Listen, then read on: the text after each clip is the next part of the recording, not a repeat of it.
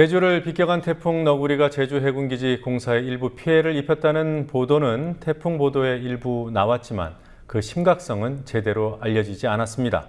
뉴스K가 현장 취재를 통해 확인한 피해 내용은 심각했습니다. 초대형 태풍에도 끄덕없는 해군기지 건설이라는 대국민 약속은 지켜지기 어렵다는 판단을 하지 않을 수 없습니다. 2년 전 태풍 볼라벤 때 케이슨 7개가 파손된 데 이어서 이번에는 스쳐간 태풍 너구리에 케이슨 3개가 손상됐습니다. 3개 중 2개는 공사 중이어서 그렇다고 쳐도 나머지 1개는 속체음을 완료한 상태여서 전문가도 이해할 수 없다고 합니다. 취재 결과 케이슨을 떠받치는 기초에 문제가 있다는 사실을 확인했습니다. 앞으로 태풍이 또 오면 더 큰 피해가 생길 수 있는 위험한 상황입니다. 김지혜 PD가 취재했습니다. 해군기지에 반대하는 투쟁이 시작된 지 2620일째를 맞은 지난 금요일. 이날도 해군기지 공사 현장 정문 앞에서는 미사가 열렸습니다. 몇 번째인지 셀 수도 없을 만큼의 날들 동안 미사는 매일 열렸고 경찰이 정문 앞에 자리를 잡은 신부와 수녀들을 한쪽 구석으로 들어 옮기는 일이 강정마을의 일상으로 자리 잡았습니다. 제주도와 해군 측은 공사가 약 70% 정도 진행됐다고 밝혔지만 마을 주민들은 태풍 등의 취약한 입지 여건을 고려할 때 공사 진척도가 부풀려졌을 것이라고 주장합니다. 주민들의 주장을 뒷받침하는 일이 최근에 벌어졌습니다. 해상기지의 기반 시설물인 거대한 케이슨들이 손상됐습니다. 제 뒤로 보이는 곳이 현재 건설 공사가 진행 중인 제주 해군기지입니다. 총 길이 1843m 방파제 끝에 이번 태풍으로 피해를 입은 케이슨들이 위치해 있습니다. 지난 9일 태풍 너구리가 제주 앞바다를 비껴갔을 때 해군기지에 설치된 방파제 기반 시설인 케이슨 3개에 문제가 생겼습니다. 문제가 된 케이슨들을 바다로 나가서 살펴봤습니다. 일렬로 설치된 케이슨들 가운데 가장 끝부분에 위치한 55번 케이슨은 거의 수장된 상태. 그 옆쪽에 있는 54번 케이슨도 크게 기울어졌습니다.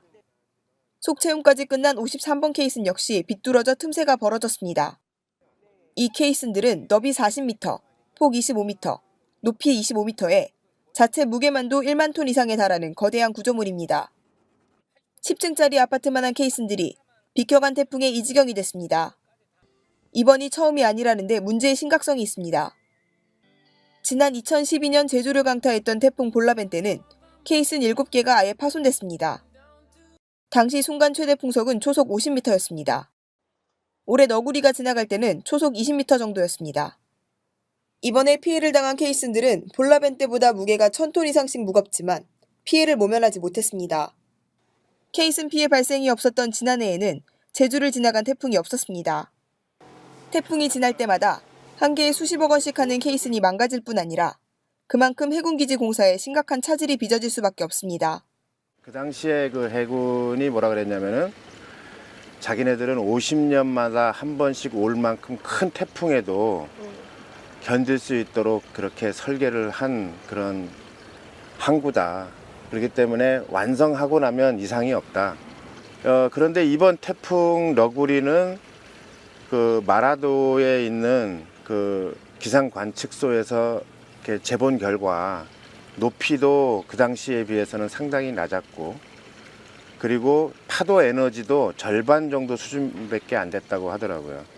그리고 50년마다 한 번 정도 올 정도의 태풍이라면 매미급이라든가 아니면 사라호 태풍 정도 급수를 얘기하시는 것 같은데 그것이 만약에 정말로 온다고 한다면 어떤 일이 벌어질지 정말 상상이 될 것 같지 않습니까? 이렇게 약한 태풍에도 이렇게 피해를 입는데. 케이스는 그 무게와 크기 때문에 한번 파손되면 꺼낼 수가 없습니다. 분쇄 방식으로 폐기물로 처리하게 됩니다. 2012년에 파손된 케이슨들도 7개 중 6개를 바닷속에서 분쇄하기로 했고 꼬박 2년이 지난 지금까지도 분쇄 작업이 진행 중입니다. 그럼 파쇄는 지금 어느 정도 진행됐어요? 저희 연말까지 하신대요, 그거. 아, 지금 한 연말까지요?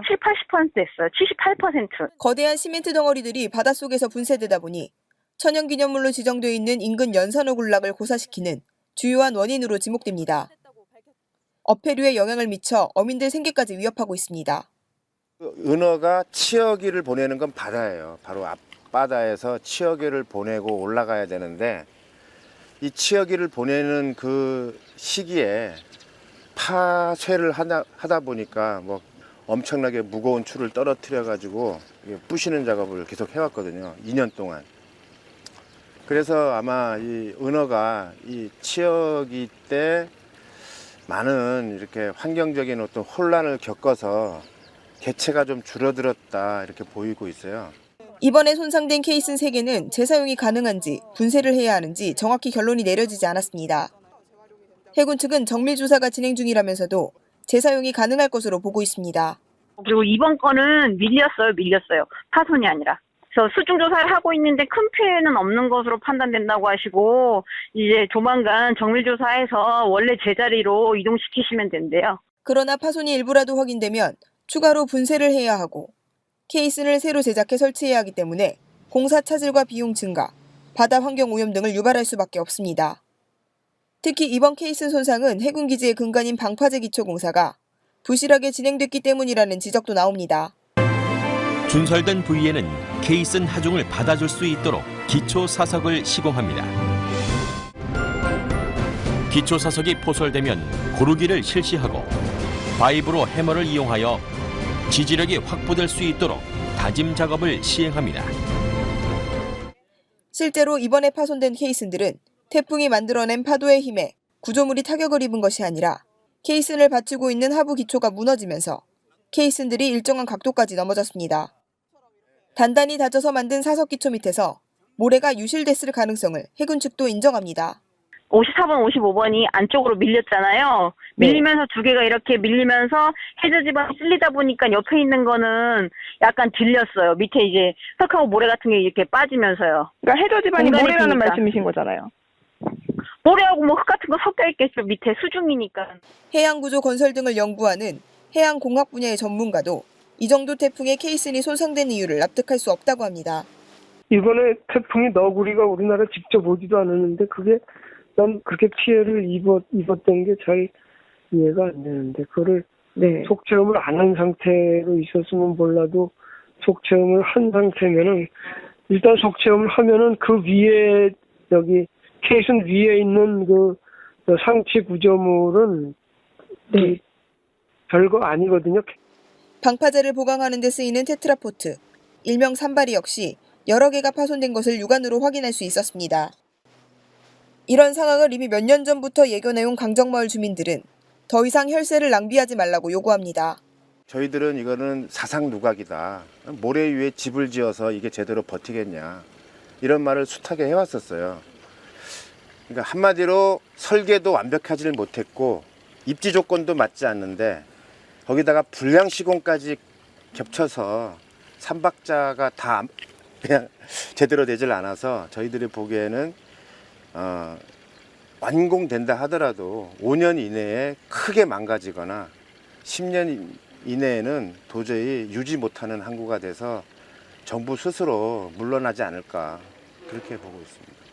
강정마을 측 지적대로 대한민국의 해군기지가 사상 누각이 되는 것은 아닌지 정밀한 조사와 사업 재검토가 요구됩니다. 국민TV 뉴스 김지혜입니다.